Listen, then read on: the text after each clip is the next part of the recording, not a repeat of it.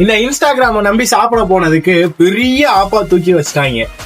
என்னன்னா ரொம்ப நாளா என் ஒய்ஃப் சொல்லிட்டு இருந்தது என்னன்னா, ஒரு பஃபே ஷிப்ட் இருக்கு, அங்க போய் நம்ம சாப்பிடலாம், வெறும் 399 ரூபாய்க்கு 30+ ஐட்டம்ஸ் தராங்க, அங்க போய் சாப்பிடலாம் சொல்லியிருந்தாங்க. சரி ஓகேன்னு சொல்லிட்டு இன்னைக்கு நாங்க அங்க போனதுதான் குறை. ஏன்னா ஒண்ணுமே நல்லா இல்ல. 30+ ஐட்டம்ஸ் சொன்னது 15 ஐட்டம் தான் இருக்கும். அதவே ரிப்பீட்டடா கொண்டு வந்து 30+ ஐட்டம்ஸ்ங்கிற மாதிரி சொல்றாங்க. அது மட்டும் இல்லாம அவங்க மென்ஷன் பண்ற அமௌண்ட்ங்கிறது வித்தவுட் ஜிஎஸ்டி, வித் ஜிஎஸ்டி கிடையாது.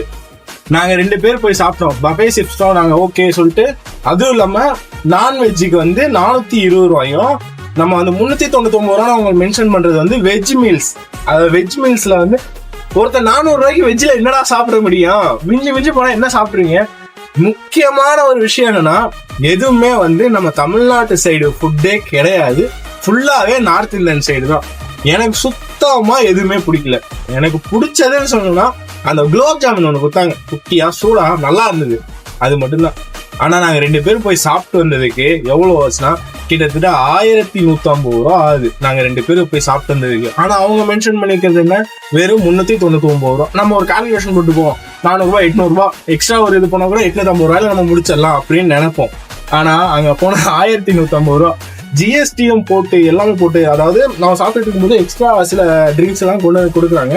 நம்ம அதை நினைச்சுப்போம் அதுவும் அது அந்த 30+ ஐட்டம்ல இருக்கிறதா அப்படின்னு நினைச்சுப்போம். ஆனா ஜூஸை கையில வாங்கினதுக்கு அப்புறம் தான் சொல்றாங்க இதுக்கு வந்து செப்பரேட் பில்லு வரும் அப்படின்னு சொல்லிட்டு. இதுக்கு பேர் என்னன்னு தெரியல. அதாவது இன்ஸ்டாவை பார்த்து நம்ம போறோம், அவங்க அதை சேல் பண்றதுக்காண்டியே காசை கொடுத்து ப்ரொமோட் பண்ணி மற்றவங்கள கூட்டு வந்து நீங்க எதை வேணாலும் ஸ்கேம் பண்ணிட்டு போங்க, ஆனா ஃபுட்டுங்கிற ஒரு விஷயத்துல ஸ்கேமுங்கிறத ஒன்றும் பண்ணாதீங்க.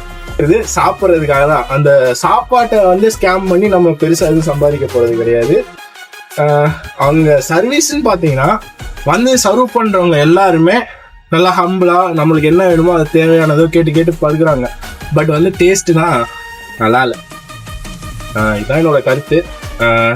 நீங்க இது மாதிரி போயிட்டு நீ என்ன ப்ரோ வியூஸ்க்காகவும் சப்ஸ்கிரைபர்ஸ்க்காகவும் சொல்றியா? அப்படிலாம் கிடையாது. நான் ஏமாந்த மாதிரி நீங்க ஏமாந்துறாதீங்க. ஏன்னா இன்ஸ்டாகிராம்ல ஒருத்தன் போடுறான்னா அவனுக்கு காசு கொடுத்து, நானும் போயிட்டு கேட்டேன். ஏன்னா அவன் ஃப்ரீயா வந்து ஃப்ரீ ப்ரொமோட் பண்ணியிருந்தாங்கன்னா என்னையும் வீடியோ எடுக்க விட்டுருப்பாங்க. நான் வந்து கேட்டேன் வீடியோ எடுத்துக்கலாமா அப்படின்னு சொல்லிட்டு. நீங்க வீடியோலாம் எடுக்கக்கூடாது அப்படின்ட்டாங்க ஸ்ட்ரிக்டா. ஆனா நான் வந்து சாப்பிட்றப்ப தெரியாம வீடியோ எடுத்துட்டு வந்தேன். அது வந்து ஒரு மேனேஜர் இருந்தாலும் ஒரு கண்டுக்கலை. அதை பார்க்கலன்னு தான் சொல்லணும், கண்டுக்கலன்னு கிடையாது, பார்க்கல. நாங்கள் வீடியோ எடுத்தோம். ஃபர்ஸ்ட் நான் போய் கேட்டப்போ அவங்க எடுக்க வேணாங்க.